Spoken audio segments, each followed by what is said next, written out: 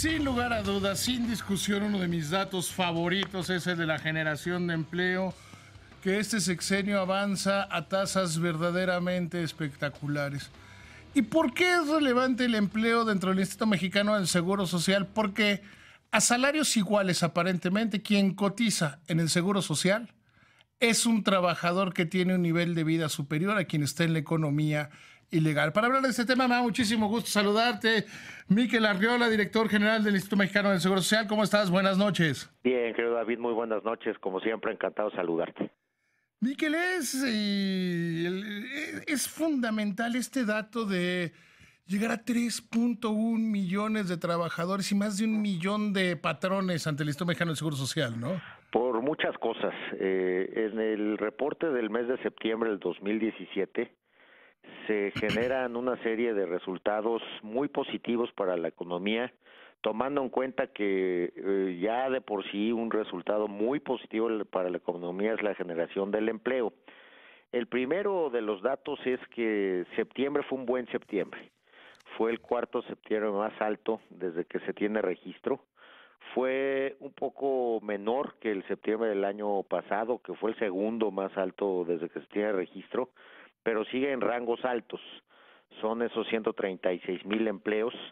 Y hay otro dato sumado a ese, que en el periodo de enero-septiembre, David, tenemos un incremento de 812,000 nuevos puestos de trabajo, que es el mejor crecimiento reportado en ese periodo desde que se tenga registro.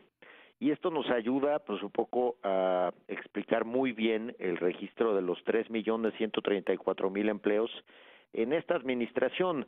Si lo vemos ya en órdenes agregados, es casi 20% más de lo que había de empleo el 30 de noviembre del 2012. Es decir, en 4 años, 10 meses, una administración logra generarle el 20% adicional de empleo formal a la economía, lo que la convierte obviamente en términos relativos con otros sexenios, la mejor en dos partes. Primero a estas alturas y después ya en sexenio completo. Si vemos cómo se comportaron las últimas 5 administraciones, salvo una, se comportan muy parecido. Y cuando vemos que esta administración más que duplica la generación de empleos de ese propio promedio de las últimas 5, pues vemos que hay algo que no había antes. Y ese algo que no había antes son reformas estructurales, empezando por una reforma que ayudó muchísimo a explicar este crecimiento, que fue la reforma laboral del 12-13, donde se flexibilizan modalidades de contratación y también modalidades de separación. Se le restan o se le bajan costos de transacción al empleo y esto implica un crecimiento como nunca se había dado. Y si vemos ya con un análisis específico algunas de las características de estos 3,133,000 nuevos empleos, pues vemos que el 86% son permanentes, cuando en la administración anterior era el 66%. Vemos que menos del 1% gana un salario mínimo. Vemos que el 54% de estos nuevos empleos son de 2 salarios mínimos para arriba. Vemos que los rangos salariales altos, también en términos relativos, de 6 a 8 salarios, aumentaron 21%, que a pesar de estos últimos meses donde se salió del rango esperado del Banco de México la inflación, pues todavía el empleo en términos reales creció para 2017 o para el periodo de 2013 a 2017, 3% en términos reales. Y vemos otro dato que no solemos dar en el IMSS, pero yo creo que lo tenemos que dar porque sirve mucho para tomarle el pulso a la economía, que es el aumento en los patrones. En esta administración ya llevamos nuevos patrones del orden de los 106,000, cuando a estas alturas de la administración anterior veíamos que esos patrones nuevos apenas eran 11,000. estamos cerca de llegar al 1,000,000 de patrones en la economía mexicana. Creemos que es un dato alcanzable. 944,000 patrones, con un buen ritmo de creación de patrones o de generación de patrones de manera anual. Entonces, eso habla de consistencia incremental, eso habla de una base robusta en materia de reformas que cambia decisiones de inversión para que tengamos más puestos de trabajo formales, y no nos deja mentir el propio INEGI con dos datos centrales. Primero es cómo se ha reducido la informalidad. No es tanto en órdenes de magnitud, sino que no había dejado de crecer la informalidad en los últimos 20 años.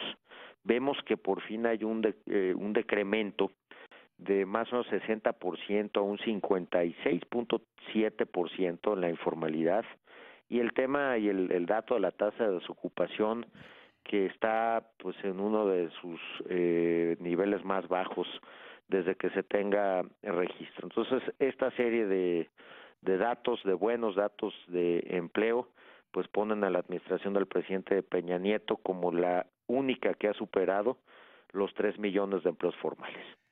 Hay gente mezquina que estos datos trata de disminuirlos. Dice, ok, y no solo mezquinos, sino algunas personas muy respetables también, porque pensaba en mi amigo Ciro Gómez Leiva, que dicen, la gente gana muy poco. ¿Cómo ha venido este aumento? ¿Cómo se ha venido dando este aumento en los niveles salariales? Porque ciertamente hasta hace no mucho tiempo la gente, había muchos que cotizaban de una manera indebida con un solo salario mínimo, aun cuando su salario era mayor, ¿no? Pues sí, mira, y ahí yo también soy muy respetuoso de la gente que aspira. Todos debemos aspirar a que el salario crezca, obviamente, en su poder adquisitivo.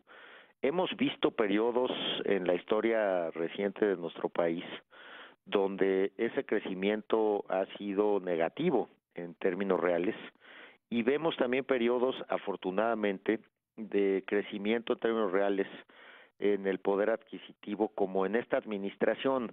Creo que tenemos que aspirar a seguir creando empleos en volumen. Lo que tú decías al principio de la entrevista es central. No es lo mismo ocuparse en el sector informal que en el formal. En el formal se tiene acceso a toda la seguridad social, ahorro para vivienda, ahorro para el retiro, incapacidad, pensión por jubilación, incapacidad por maternidad, una serie de acompañantes que amortiguan quizá que no crezca tanto el salario. Pero fíjate, a raíz de la renegociación del Telecán, te diría un dato muy bueno. Entre el 97 y el 2007, el incremento en el salario base de cotización del IMSS fue de 24% en términos reales, pero en los sectores asociados a las exportaciones, también al mes de agosto del 2017, el salario base de cotización ya había tenido una recuperación de más o menos 5 puntos porcentuales, lo que representa 4.2 veces el salario mínimo. Y si vemos entre julio del 97, este es un buen dato, y agosto del 2017, el sector de la transformación, en particular la automotriz, creció en 42% en términos reales, y en total todo el sector de la transformación creció en 28% en términos reales. Entonces sí ha habido crecimientos, ha habido recuperaciones, ha habido generación en volumen de empleos más que nunca en niveles récords, y ciertamente pues a lo que tenemos que aspirar es a generar más ingreso formal.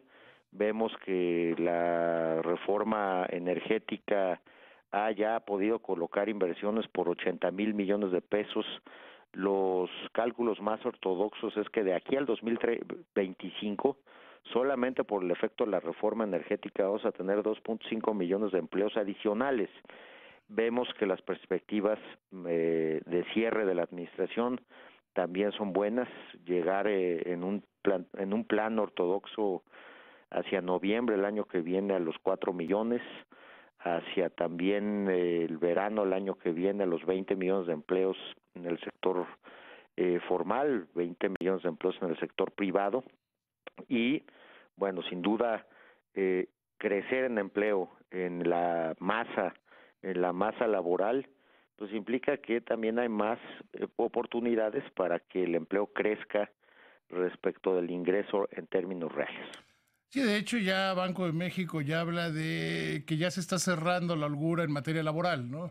Y si se cierra, eso impulsa el aumento en los salarios. Pues ciertamente nosotros hemos visto otro fenómeno que pues, los analistas han interpretado de diferentes formas, en el sentido que pues la elasticidad al día de hoy de la tasa de crecimiento del empleo, es al doble que la tasa de crecimiento del PIB. Vemos industrias que están creciendo al 8% en el empleo, como la agroindustria. Vemos al sector de la transformación, que explica, por ejemplo, el 73% del empleo nuevo de 2013 a la fecha. Vemos crecimientos en transportes y comunicaciones del 7%, y luego vemos estados creciendo al 11% en empleo, como es el caso de Quintana Roo, muchos estados creciendo entre el 5 y el 8%, tendencias que, pues, subrayo, pocas veces se han logrado. Miquel, te agradezco muchísimo que me hayas tomado la llamada, te mando un abrazo. Como siempre a la orden, David, un abrazo fuerte. Un abrazo, querido amigo, que te vaya bien.